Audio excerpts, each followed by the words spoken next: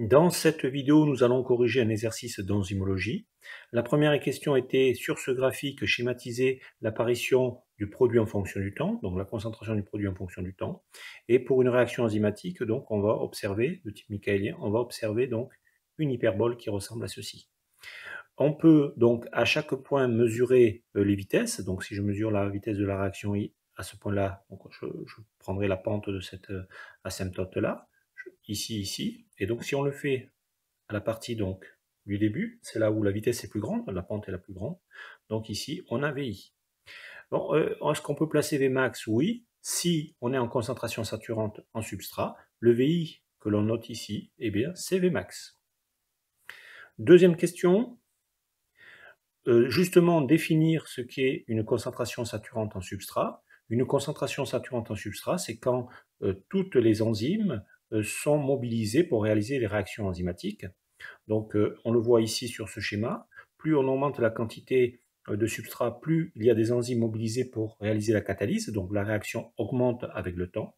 Mais au bout d'un moment, quand toutes les enzymes ont leur site actif, leur site catalytique occupé, si on augmente la concentration de substrat, ça ira pas plus vite puisque déjà toutes les enzymes travaillent.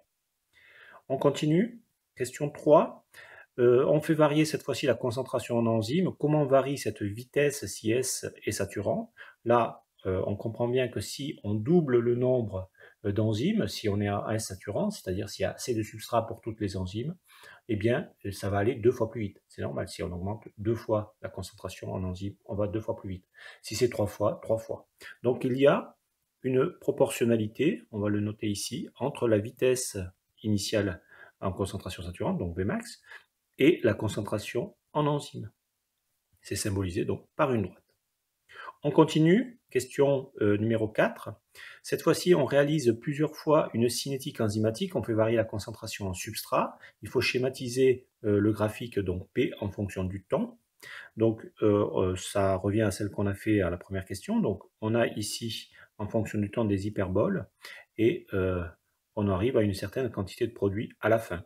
Donc ici, ça serait pour une concentration SE1 et on mesurerait donc cette vitesse VI ici pour cette concentration.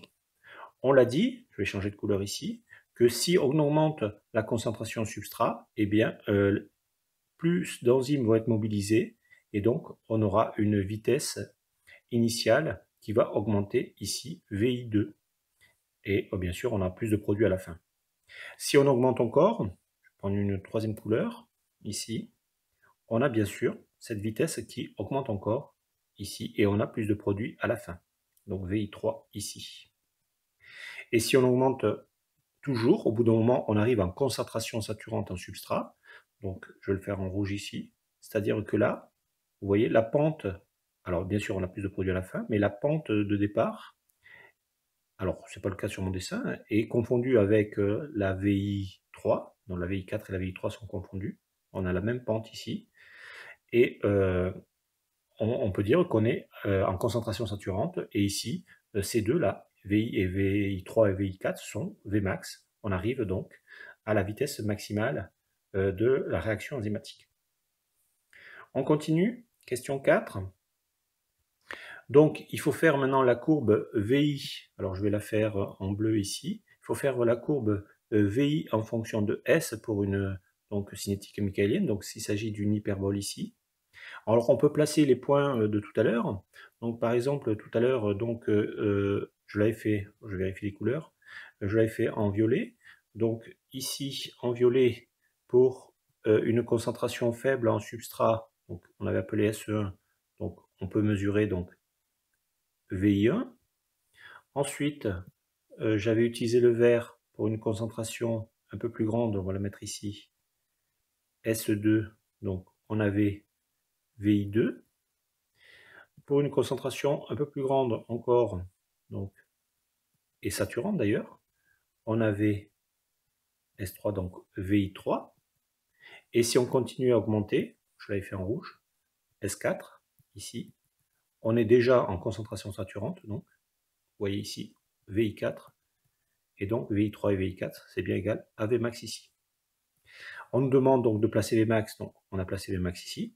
On me demande de placer Km. Alors Km, je vais utiliser une autre couleur. Donc je vais utiliser le jaune ici. Km, par définition, ça va être la concentration substrat quand VI est égal à Vmax sur 2. Donc à Vmax sur 2, on se place à peu près ici. Hein, si je découpe cet axe à peu près en deux, je le reporte sur la courbe ici. Et donc j'ai mon Km ici. Je continue. Question 6. Écrire l'équation de Michaelis-Menten. Alors l'équation de Michaelis-Menten, elle est donnée par VI égale Vmax S sur S plus Km. En fait, il s'agit d'un modèle mathématique. Donc ça correspond à Y égale AX sur donc, X plus B. Ça, c'est l'équation d'une branche hyperbolique. Et on l'a dessiné tout à l'heure. Hein, si on fait varier VI, donc c'est les Y, en fonction de la concentration en substrat, donc c'est les X. On a donc une branche hyperbolique ici. Et donc l'équation mathématique, elle est donnée ici. Hein. Donc Y égale à X plus B, c'est-à-dire VI égale Vmax S sur S plus Km. On continue, question 7. Calculer VI pour Vmax sur 2. Alors on va partir de l'équation de Michaelis-Menten. VI égale Vmax S sur S plus Km. Donc si VI égale Vmax sur 2, on va le remplacer. Vmax sur 2 est égal donc à S sur S plus Km, et j'oublie Vmax ici.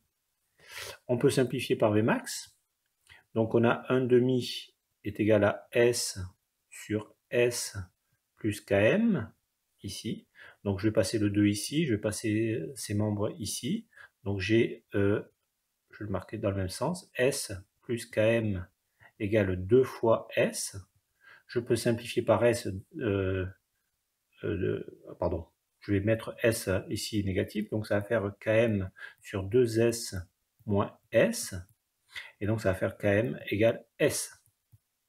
Donc effectivement, on l'avait dit tout à l'heure, hein, de toute façon, quand VI égale Vmax sur 2, on a S égale Km. On continue, question 8. Quel est le rapport entre Km et l'affinité du substrat pour l'enzyme? Alors c'est noté ici directement, quand Km est faible, l'enzyme a une grande affinité pour le substrat. Quand Km est élevé, l'enzyme a une faible affinité pour le substrat. Donc il y a un sens inverse. Hein. Plus Km est petit, plus il y a de l'affinité. Plus Km est grand, moins il y a de l'affinité entre le substrat et l'enzyme. Je continue, question 9. Calculer VI quand S égale 10 km. Alors on va partir là aussi de l'équation de Michaelis-Menten. VI égale Vmax, donc S sur S plus Km. Donc on remplace S par 10 km. Donc on a VI égale Vmax, donc 10 km sur 10 km plus Km, c'est-à-dire 11 km ici. Donc on a VI égale Vmax 10 km sur 11 km. On peut simplifier par Km. Et donc on a VI égale Vmax fois, donc 10 sur 11, ça fait, alors fois ici, ça fait 0,91.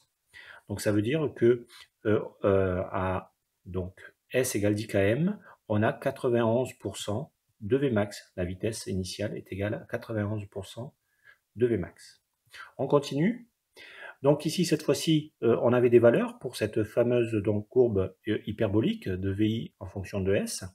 Et donc on nous demandait, grâce à ces valeurs, d'estimer Vmax, ici, estimer Vmax. Alors quand on regarde les valeurs, ici, la concentration substrat augmente, elle double même sur les deux derniers, alors que la vitesse ne bouge pas. Donc on peut estimer qu'on est en concentration saturante en substrat ici, et donc on peut estimer Vmax, oui, donc ici à 6,2, on prend les unités, micromol par litre par minute. On continue. Ici, question suivante. Donc l'équation de la droite obtenue de 1 sur VI en fonction de 1 sur S est la suivante. Donc on a une fonction ici. Calculer Vmax et Km. Alors là, ce qui s'est passé, c'est qu'on a linéarisé donc mathématiquement l'équation de Michaelis-Menten. On a fait la double inverse. Donc si on fait l'inverse de cette courbe-là, on a 1 sur VI égale donc S plus Km sur donc S plus S Vmax, pardon, ici, sur S Vmax. Ce membre-là, on peut simplifier par S, donc on a 1 sur VI égale donc 1 sur Vmax, plus on va mettre Km sur Vmax fois 1 sur S. Donc les variables, c'était bien sûr la vitesse initiale et la concentration en substrat. Donc ici, on a bien ici Y, si on fait varier, hein, toujours pareil, VI et S. Donc là, ça sera notre X en double inverse. Et donc, c'est bien l'équation d'une fonction affine. Donc là, on a petit b, et là, on a petit a. D'accord? Donc, on a les valeurs, hein, on pourra après les trouver, puisque petit b est égal à 0,1562 et petit a égale 0,0858. Ici, on nous demande Vmax. Vmax, donc, on le voit ici, Vmax, donc c'est 1 sur b. Vmax est égal à 1 sur b. Donc si on calcule, ça fait 1 sur 0,1562 et ça faisait donc 6,4. Donc dans les unités, hein, c'était des micromoles par litre par minute, je crois bien, par minute. Et puis pour avoir petit b, pour avoir km, donc on va le trouver avec a, puisque a est égal à km sur Vmax. Donc Vmax, on l'a déjà trouvé. Donc ça fait, si vous voulez, Km qui est égal à petit a sur petit b. Petit a et petit b, donc ici et ici. Et donc ça faisait un Km égal à 0,549 mol ou millimoles par litre. Voilà pour ça. Donc Km, voici la valeur. Et pour Vmax, voici la valeur qu'il fallait trouver.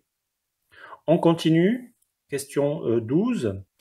Il y avait des conditions, donc si S est égal à 0,549 mmol par litre, quelle est la vitesse initiale? Alors, par définition, ici, on a S égale Km, puisque Km, c'est la valeur qu'on a trouvée, était de 0,549. Donc, dans ce cas-là, VI égale Vmax sur 2, on n'a pas besoin de calculer.